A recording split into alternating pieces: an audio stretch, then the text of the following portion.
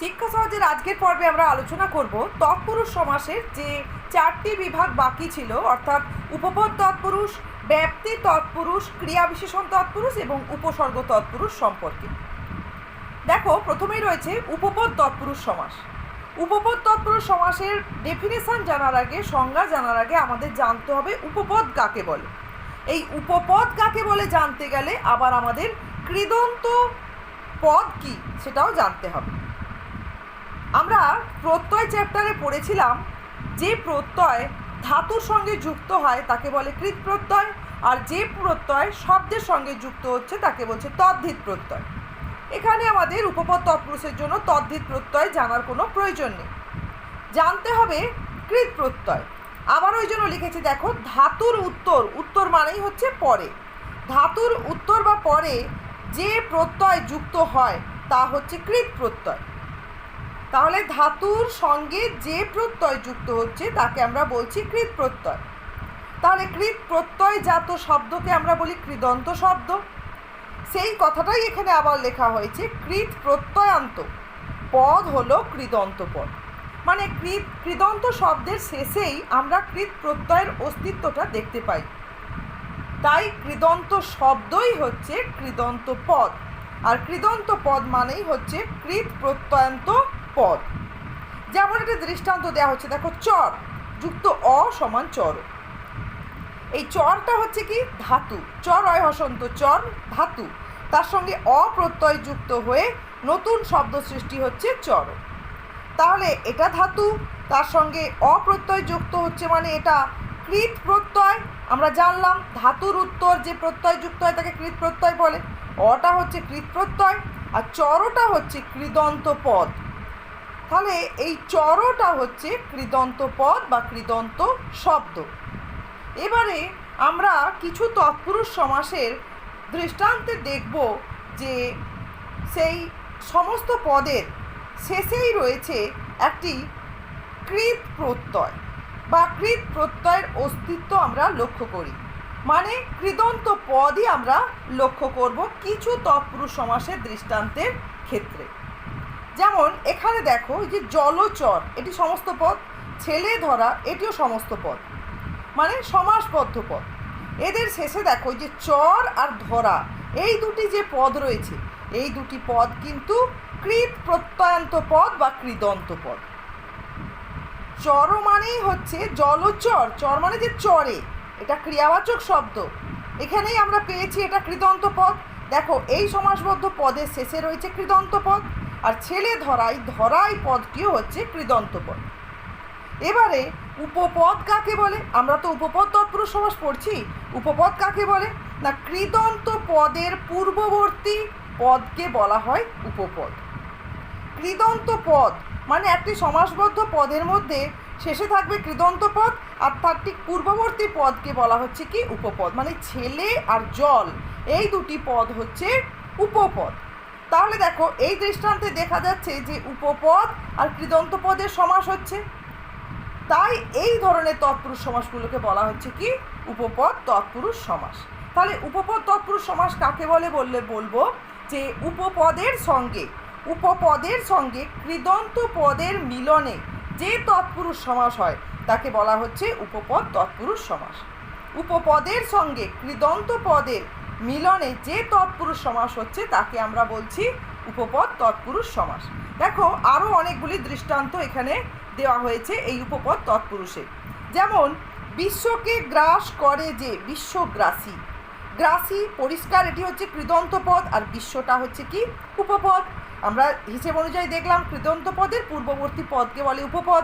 তাহলে উপপদ এবং কৃদন্ত পদের মিলনে এই তৎপুরুষ সমাস হচ্ছে বলে এই পুরোটিকে আমরা বলছি উপপদ তৎপুরুষ সমাস। তারপরে দেখো অগ্রজ, এখানে জ মানেই হচ্ছে জাত, জটাই হচ্ছে কৃদন্ত পদ, তার পূর্বে রয়েছে অগ্রটা উপপদ। গিরি শটাই হচ্ছে কৃদন্ত পদ, স মানেই শয়ন করেন, আর গিরিটা হচ্ছে উপপদ, দিয়ে এগুলো হচ্ছে উপপদ তৎপুরুষ সমাস। এরপরে দেখো, আজকে তৎপুরুষ সমাসের যে ভাগটি আলোচনা করছি সেটি হচ্ছে ব্যাপ্তি তৎপুরুষ সমাস। ব্যাপ্তি তৎপুরুষ বলতে কি বোঝায়? ব্যাপ্তি মানেই আমরা জানি যে একটা প্রসারতাকে বোঝাচ্ছে। তাহলে দৃষ্টান্তগুলি আগে দেখো। পাদ থেকে মস্তক পর্যন্ত, আপাদ মস্তক, এটা একটা প্রসারতাকে বোঝাচ্ছে, বিস্তারকে বোঝাচ্ছে। সমস্ত পদের দ্বারাও আমরা সেটাই বুঝতে পারছি। কণ্ঠ পর্যন্ত, আকণ্ঠ। জীবন পর্যন্ত, আজীবন। চিরকাল ব্যাপিয়া সুখী, তাহলে একটা এখানে ব্যাপ্তি বোঝাচ্ছে পরিষ্কার এই শব্দের মাধ্যমে, চিরসুখী। নিত্যকাল ব্যাপিয়া আনন্দ, নিত্যানন্দ। তাহলে এখানে আমরা তৎপুরুষ সমাসের ক্ষেত্রে কি ব্যাপ্তি অর্থ প্রকাশিত হতে দেখছি। তাহলে ব্যাপ্তি তৎপুরুষ সমাস কাকে বলে বললে আমরা বলবো যে তৎপুরুষ সমাসে ব্যাপ্তি অর্থ প্রকাশিত হয় তাকে ব্যাপ্তি তৎপুরুষ সমাস বলে।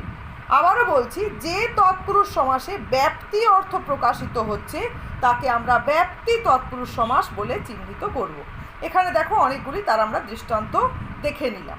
এরপরে চলো আমরা তৎপুরুষ সমাসের যে পরবর্তী ভাগ অর্থাৎ ক্রিয়া বিশেষণ তৎপুরুষ, এটা নিয়ে আলোচনা করব। তা ক্রিয়া বিশেষণ তৎপুরুষের ক্ষেত্রে কি পরিষ্কার একদম দেখা যাচ্ছে যে ক্রিয়া বিশেষণ, ক্রিয়াপদকে যে পদ বিশেষিত করে তাকে বলা হয় ক্রিয়া বিশেষণ। ক্রিয়াপদকে যে পদ বিশেষিত করে, তাহলে অর্ধভাবে স্ফুট, এই স্ফুট মানে কি পরিস্ফুট মানে ফোটা, যেটাকে আমরা বলি যে ফুল ফুটেছে, সেটা হচ্ছে অর্ধভাবে। তাহলে স্ফুট পদটি হচ্ছে ক্রিয়াপদ, তাকে বিশেষিত করছে কি অর্ধভাবে। মৃত পদটি ক্রিয়াপদ, তাকে অর্ধভাবে। রাজি মানে হয় রাজি, নিমভাবে, এটি হচ্ছে বিশেষণ এই ক্রিয়ার, অর্ধভাবে আবারও এটি বিশেষণ। তাহলে এখানে আমরা দেখতে পাচ্ছি এই ক্রিয়াগুলির বিশেষণ এগুলি। তাহলে এখানে পূর্বপদ হিসেবে ক্রিয়া বিশেষণ পাচ্ছি আমরা এই তৎপুরুষ সমাসের ক্ষেত্রে। তাহলে এর ডেফিনেশনে আমরা কি বলবো না, যে তৎপুরুষ সমাসে পূর্বপদ ক্রিয়া বিশেষণ হয় তাকে বলা হয় ক্রিয়া বিশেষণ তৎপুরুষ। যে তৎপুরুষ সমাসে পূর্বপদগুলি ক্রিয়া বিশেষণ হয়, সমস্ত পদেও দেখো পূর্বপদগুলি ক্রিয়া বিশেষণ হয়, তাদেরকে আমরা বলছি সেই তৎপুরুষ সমাসকে বলবো ক্রিয়া বিশেষণ তৎপুরুষ সমাস। এরপর চলো আজকের আমরা তৎপুরুষ সমাসের যে শেষ ভাগে যাচ্ছি, উপসর্গ তৎপুরুষ সমাস। এই উপসর্গ তৎপুরুষ সমাসকে বলা হয় প্রাদি সমাস। এর একটি নাম রয়েছে, তোমরা অনেক সময় কোশ্চেন ব্যাংকে প্রাদি সমাস কাকে বলে এমসিকিউ বা ভেরি শর্ট অ্যান্সার টাইপে কোশ্চেন পেতে পারো। আসলে এই উপসর্গ তৎপুরুষ সমাসের আর এক নাম হচ্ছে প্রাদি সমাস। তা অব্যয়ভাব সমাসের সঙ্গে আবার উপসর্গ তৎপুরুষ সমাসে অনেকে গুলিয়ে ফেলো, কিন্তু দুটো আলাদা। উপসর্গ তৎপুরুষ সমাসের ক্ষেত্রে আমরা তৎপুরুষ সমাসের যে বৈশিষ্ট্য পেয়েছিলাম যে সমস্ত পদের ক্ষেত্রে পরপদের অর্থ প্রতীয়মান হওয়া বা প্রাধান্য লাভ করা, সেটা কিন্তু উপসর্গ তৎপুরুষ সমাসের ক্ষেত্রে অতি অবশ্যই আমরা পাব। কিন্তু অব্যয়ভাব সমাস হচ্ছে একমাত্র সমাস যেখানে সমস্ত পদে পূর্ব পদের অর্থ প্রাধান্য লাভ করে, সেটা কিন্তু এখানে নেই। সেই দিক থেকে দুটো জিনিস সম্পূর্ণ আলাদা। এবারে দেখো তাহলে উপসর্গ তৎপুরুষ সমাসের দৃষ্টান্তগুলি দেখি। প্র দেখতে পাচ্ছ উপসর্গ, সমস্ত পদেও সেই উপসর্গ ব্যবহৃত হচ্ছে। তাহলে প্র মানে বিভিন্ন অর্থ হয়, প্র উপসর্গটা বিভিন্ন অর্থে ব্যবহৃত হয়। এখানে প্র মানে হচ্ছে পশ্চাদবর্তী। আবার দেখো দ্বিতীয় উদাহরণে প্র মানে প্রকৃষ্ট। প্রকৃষ্ট মানে যেটা প্রকাশিত হয়েছে আর কি, যেটা বোঝাচ্ছে। পশ্চাদবর্তী মানে যেটা পেছনে রয়েছে বোঝায়। তাহলে প্র যে পৌত্র, পৌত্র মানে কি পৌত্রের পুত্র, সেই হিসেবে বোঝানো হচ্ছে প্র যে পৌত্র। পশ্চাদবর্তী মানে পৌত্রের পরে যিনি আসছেন তাকে বলা হচ্ছে প্রপৌত্র। বা যে ভাত, প্রভাত। ভাত বলতে মূলত যেটা বোঝাচ্ছে যে আভাকে, আলো এক প্রকার আমরা বলতে পারি। তাহলে প্রকৃষ্ট রূপে যে আলো বেরিয়েছে বা আভা বেরিয়েছে তাকেই বলা হচ্ছে প্রভাত, সেটা সময় পর্বকে বোঝানো হচ্ছে। এখানে প্র উপসর্গ হচ্ছে প্রকৃষ্ট অর্থে ব্যবহৃত হচ্ছে। অতি মানবের ক্ষেত্রে দেখো মানবকে অতিক্রম করে, সব তৎপুরুষ সমাসের ক্ষেত্রে এখানে পরপদের অর্থ প্রাধান্য পেয়েছে। মানব কেমন না অতি মানব। ভাত অর্থাৎ যে আলো বিচ্ছুরি আলোটি রয়েছে সেটি হচ্ছে প্র মানে প্রকৃষ্ট রূপে, পৌত্র কীরকম না প্র। তাহলে এখানে উপসর্গ রয়েছে পূর্বপদে এবং তৎপুরুষ সমাসের বৈশিষ্ট্য অনুসারে সমস্ত পদে পরপদের অর্থ প্রাধান্য লাভ করছে এই সমাসের ক্ষেত্রে। এবার দেখো ভর যে সন্ধ্যা, ভর মানে হচ্ছে পূর্ণ, তাহলে ভর সন্ধ্যা বা ভর যে দুপুর, ভর দুপুর আমরা বলে থাকি। রাম যে দা, রাম দা, রাম শব্দের অর্থ হচ্ছে, এটি শব্দ নয়, এটি উপসর্গ, ভুল বললাম, এটি শব্দ নয় উপসর্গ। রাম শব্দের, রাম এমনি বিশেষ্য পদ হয়ে থাকে, ব্যক্তি বিশেষের নাম, কিন্তু এখানে রাম হচ্ছে উপসর্গ। রাম উপসর্গের অর্থ হচ্ছে বড়, বড় যে দা তাকে বলে রামদা। বদ নাম, বদনাম, বদ যে নামও হয়, বদ নামও শুধু লেখা হয় এরকম ফাঁক দিয়ে আলাদা পদ করে, আর একসঙ্গে লেখা মানে সমস্ত পদ। ফি বছর, ফি শব্দের অর্থ হচ্ছে, ফি উপসর্গের অর্থ হচ্ছে প্রতি, তাহলে ফি বছর এরকম হাইফেন দিয়ে লেখা হয় মানে প্রতি বছর।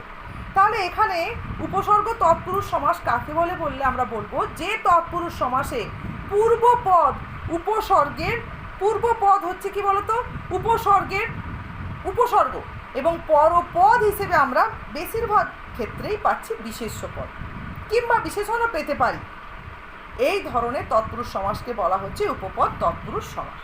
তাহলে যে তৎপুরুষ সমাসে পূর্বপদ হবে উপসর্গ এবং পরপদ হয় হবে বিশেষ্য কিংবা বিশেষণ, সেই তৎপুরুষ সমাসকে আমরা বলবো উপসর্গ তৎপুরুষ সমাস। এবারে এখানে একটা জিনিস লক্ষ্য করে দেখবে, তোমাদের বইও পাবে বিভিন্ন লেখকের ব্যাকরণ বই, যে সংস্কৃত উপসর্গর কিছু রয়েছে। এই প্রথম তিনটি দৃষ্টান্তের মধ্যে রয়েছে সংস্কৃত উপসর্গ, এটি সংস্কৃত উপসর্গ। এই ভর আর রাম এই দুটি হচ্ছে বাংলা উপসর্গ, আর বদ আর ফি এই দুটি হচ্ছে বিদেশি উপসর্গ। তাহলে উপসর্গ বিভিন্ন রকমের হয়, সেই যোগে আলাদা করে এখানে দৃষ্টান্তগুলি তোমাদের দেওয়া হলো। তাহলে এখানে শেষ হলো তৎপুরুষ সমাস সম্পর্কে আলোচনা। এর আগের একটি পর্বেও আমরা তৎপুরুষ সমাসের আগের ভাগগুলি আলোচনা করেছিলাম। আজকের এই ভিডিওর সঙ্গে সেই ভিডিওর লিঙ্কটাও আমি শেয়ার করে রাখলাম ডেসক্রিপশানে। তোমরা পুরো তৎপুরুষ সমাসটা ভালো করে তৈরি করে নাও। এর পরের পর্বে আমরা এই সমাস অধ্যায়ের বহুব্রীহি সমাস নিয়ে আলোচনা করব।